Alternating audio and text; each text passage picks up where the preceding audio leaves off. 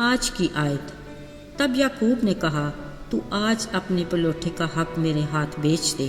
عیسیٰ نے کہا، دیکھ میں تو مرا جاتا ہوں، پلوٹھے کا حق میرے کس کام آئے گا؟ پیدائش 25 باب 31 اور 32 آیت۔ عزیزو، اسحاق خدا کے بندہ ابراہیم کا عہد کا فرزند تھا۔ یاد رہے خدا نے ابراہیم سے وعدہ کیا تھا کہ میں تجھے برکت پر برکت دوں گا اور تجھے بڑی قوم بناؤں گا، یعنی تمہاری اولاد آسمان کے ستاروں اور ریت کے زروں کی مانند کثرت سے ہوگی۔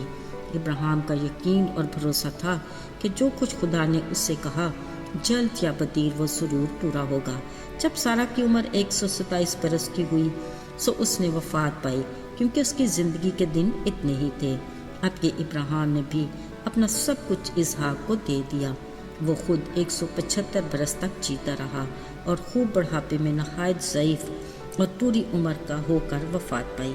باوجود اس کے خدا کا وعدہ اسحاق کے ساتھ برقرار رہا۔ وہ 40 برس کا تھا جب ربیکہ سے اس کا بیاہ ہوا۔ عزیزو، غور طلب بات یہ ہے کہ اسحاق نے اپنی بیوی ربیکہ کے لیے خداوند سے دعا کی، کیونکہ وہ بانجھ تھی۔ خدا نے اس کی دعا قبول کی اور وہ حاملہ ہوئی، اور اس کے پیٹ میں 2 لڑکے آپس میں مزاحمت کرنے لگے۔ ربکہ کے پوچھنے پر خداوند نے اسے کہا، 2 قومیں تیرے پیٹ میں ہیں، یہ دونوں قبیلے وطن سے نکلتے ہی الگ ہو جائیں گے۔ ایک قبیلہ دوسرے سے زوراور ہوگا اور بڑا چھوٹے کی خدمت کرے گا۔ یاد رہے اسحاق کی اولاد کے لیے خدا کا منصوبہ تھا، جس سے خدا نے پہلے ہی آگاہ کر دیا تھا۔ اب جب وضع حمل کے دن پورے ہوئے، پہلے پیدا ہونے والے لڑکے کا نام عیساؤ رکھا گیا۔ اس کے بعد جو بھائی پیدا ہوا، حیرت کی بات کہ اس کا ہاتھ عیساؤ کی ایڑی کو پکڑے ہوئے تھا، اس کا نام یعقوب رکھا گیا۔ خیر، جب یہ لڑکے بڑھے تو عیساؤ شکار کا ماہر ہو گیا اور جنگل میں رہنے لگا، اور یعقوب سادہ مزاج ڈیروں میں رہنے والا آدمی تھا۔ اسحاق عیساؤ کو پیار کرتا تھا کیونکہ وہ اس کے شکار کا گوشت کھایا کرتا تھا، اور ربکہ یعقوب کو پیار کرتی تھی۔ ایک دن ایسا ہوا کہ یعقوب نے دال پکائی، عین اس وقت عیساؤ جنگل سے آیا۔ وہ تو گویا بے دم ہو رہا تھا۔ اس نے یعقوب سے کہا، یہ جو لال لال ہے مجھے کھلا دے، کیونکہ میں بے دم ہو رہا ہوں۔ اس پر یعقوب نے اپنے بھائی سے عجیب فرمائش کی اور کہا، ایسا کر، تو اپنے پلوٹھے کا حق میرے ہاتھ بیچ دے۔ عیساؤ نے بنا سوچے سمجھے کہا، دیکھ میں تو مرا جاتا ہوں، پلوٹھے ہونے کا حق میرے کس کام آئے گا؟ تب یعقوب نے کہا، اچھا تو مجھ سے قسم کھا۔ سو عیساؤ نے قسم کھا کر اپنے پلوٹھے کا حق یعقوب کو بیچ دیا۔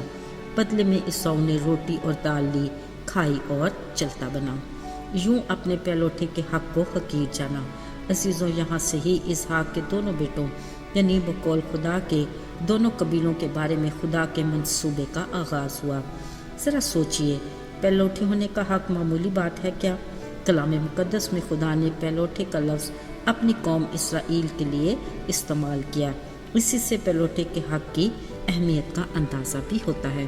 کلام مقدس میں یوں لکھا ہے، اس نے موسیٰ سے کہا کہ تو فرعون سے کہہ، خداوند یوں فرماتا ہے کہ اسرائیل میرا بیٹا بلکہ میرا پلوٹھا ہے، اور میں کہہ چکا ہوں کہ میرے بیٹے کو جانے دے تاکہ وہ میری عبادت کریں، مگر تو نے اب تک انکار کیا ہے، سو دیکھ میں تیرے بیٹے کو بلکہ تیرے پلوٹھے کو مار ڈالوں گا۔ عزیزو، یہ اس وقت کا واقعہ ہے جب بنی اسرائیل قوم مصر میں فرعون بادشاہ کی غلامی میں تھے۔ جب انہوں نے اپنی خطاؤں کا اقرار کیا اور خدا کی طرف رجوع کیا تو خدا نے انہیں مصر کی غلامی سے آزاد کرانے کے لیے موسیٰ کو بادشاہ کے پاس بھیجا۔ اسرائیلی قوم کو ملک مصر سے رہائی کتاب مقدس کا ناقابل فراموش اور غیر معمولی واقعہ ہے۔ خدا نے اپنی قدرت کے کرشمے اور معجزات اور 10 آفتوں کی صورت میں دکھائے۔ کلام مقدس کے مطابق آخری آفت پلوٹھوں کا مارا جانا تھا۔ خدا نے اس آفت میں فرعون بادشاہ کے پلوٹھے سے لے کر وہ قیدی جو قید خانہ میں تھا اس کے پلوٹھے تک، بلکہ چوپایوں کے پلوٹھے تک کو بھی ہلاک کر دیا۔ اسی وقت فرعون نے موسیٰ کو بلا کر کہا، تم اسرائیلیوں کو میری قوم میں سے نکال کر لے جاؤ اور جیسا کہتے ہو اپنے خداوند کی عبادت کرو۔ میرے عزیزو، اس خوفناک واقعہ سے واضح ہوتا ہے کہ پلوٹھے کے حق کی کیا اہمیت ہے، جسے عیساؤ نے یعقوب سے دال روٹی کے بدلے میں بیچ دیا۔ یوں اس حق کو حقیر جانا۔ یاد رہے بادشاہوں کے بادشاہ خداوندوں کے خدا سے جڑا ہوا ہر رشتہ بے حد اہمیت کا حامل ہے۔ خدا نے اپنے بے انتہا پیار کی بدولت ہم گناہگار انسانوں کے لیے اپنے اکلوتے بیٹے یسوع کی قربانی کے باعث اپنے بیٹے بیٹیاں بنایا۔ 7 برگزیدہ نسل، شاہی کائنوں کا فرقہ، مقدس قوم اور ایسی امت بھی بنایا جو اس کی خاص ملکیت ہے۔ یہ سارے اعزاز اس نے اپنے لوگوں کو دیے جن کے ہم حقدار بھی نہیں تھے، مگر بعض اوقات ان رشتوں کی قدر نہیں کرتے۔ ان کے بدلے میں اپنے لیے سوسائٹی میں عزت کے مقام، کسی بڑے عہدے کی خواہش، کبھی دولت کے لالچ، وقتی خوشی یا دنیاوی شان و شوکت کو ترجیح دیتے ہیں۔ معذرت کے ساتھ دنیا میں ایسی بہت سی مثالیں ہمیں ملتی ہیں جو دوسروں کے لیے ٹھوکر کا باعث ہیں اور بطور مسیحی ہمارے لیے افسوس کا مقام بھی۔ لہٰذا ان باتوں کا دھیان رہے کہ ہمارے ایمان کی بنیاد چٹان یعنی یسوع مسیح پر ہونی چاہیے، تاکہ ہمارے قدم حق اور سچ کی راہ میں کبھی ڈگمگانے اور پھسلنے نہ پائیں۔ آئیے دعا کریں۔ زندہ جلالی آسمانی باپ خداوند، ہم تیرے شکر گزار ہیں کہ تو نے ہمیں اپنے بیٹے اور بیٹیاں بنایا۔ ہمیں اس رشتے میں مضبوطی سے قائم رکھ، ہمارے ایمان کو بڑھا اور اپنی رفاقت میں جوڑے رکھ۔ یسوع کے پاک نام میں مانگتے ہیں، آمین۔